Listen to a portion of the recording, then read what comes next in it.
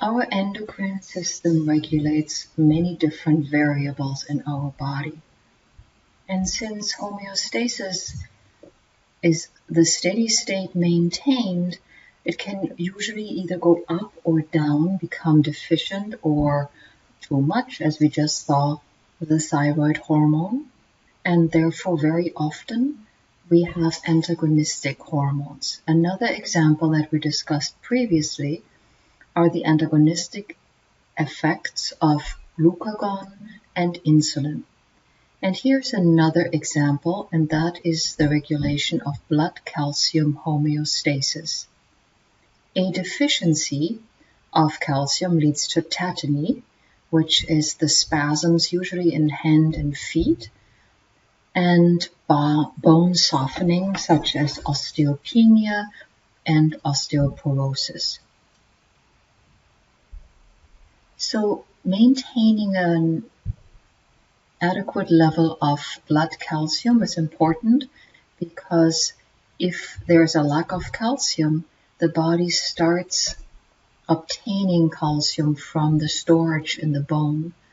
And then you can see here the osteoporotic bone on the right side versus the normal bone on the left side.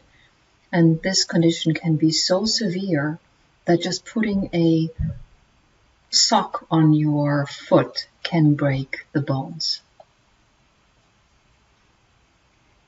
This is something that we often see in older people, the deterioration of the vertebral support, and then people get this hunchback. This is more common in females than it is in males. So this deficiency in blood calcium levels is countered by the parathyroid hormone and active vitamin D. I will have a different little animation about the parathyroid hormone a little later. When blood calcium becomes too high, it depresses the nervous system, and calcitonin is the hormone that brings your blood calcium levels down again.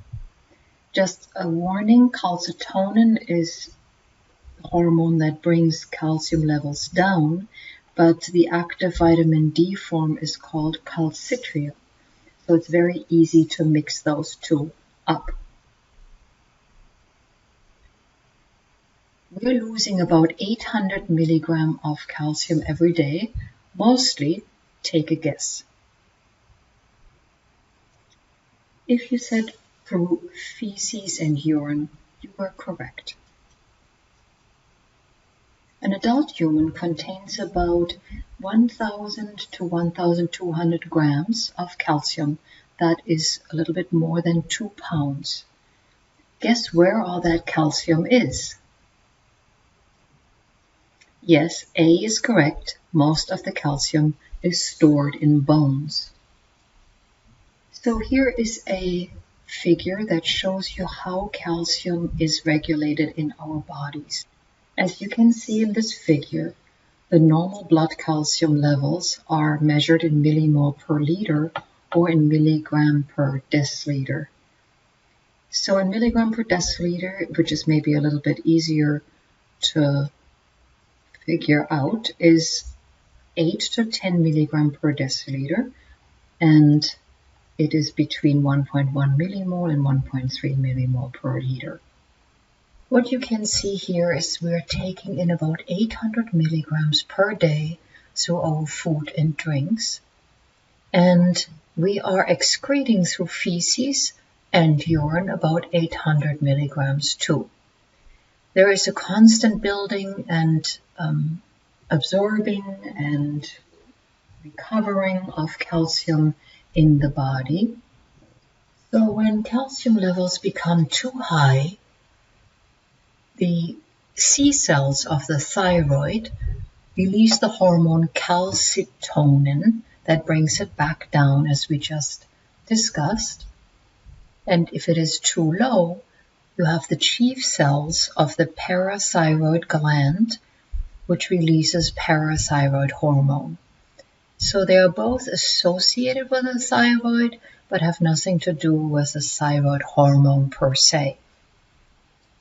What the parathyroid hormone does, it activates vitamin D metabolism and converts vitamin D in its active form 125 hydroxy vitamin D, which increases the reabsorption of calcium from the intestines.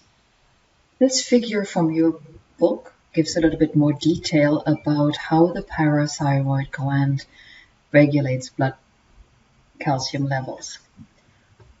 So when blood calcium levels fall, the parathyroid gland releases PTH, parathyroid hormone. PTH stimulates the calcium uptake and promotes activation of vitamin D, the calcium uptake from the kidneys, and it stimulates the calcium release from the bones. The release from the bones makes the calcium level rise, as well as the active vitamin D increases the reabsorption of calcium and also contributes to the rising calcium levels in the blood. This figure shows the antagonist of parathyroid hormone.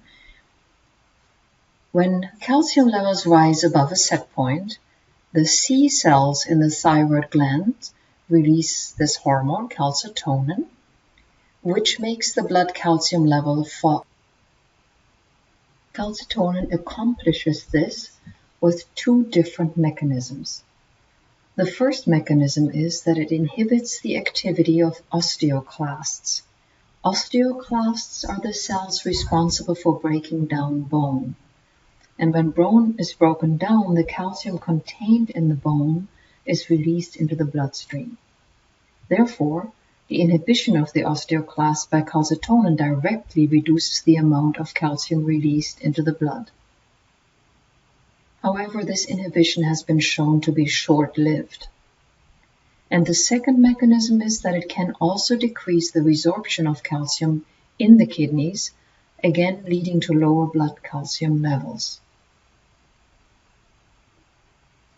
Lastly, consider this question. You might want to stop your video. If you said B, congratulations, you are correct. A is wrong because, of course, we don't want to inhibit PTH production when we want PTH to be released.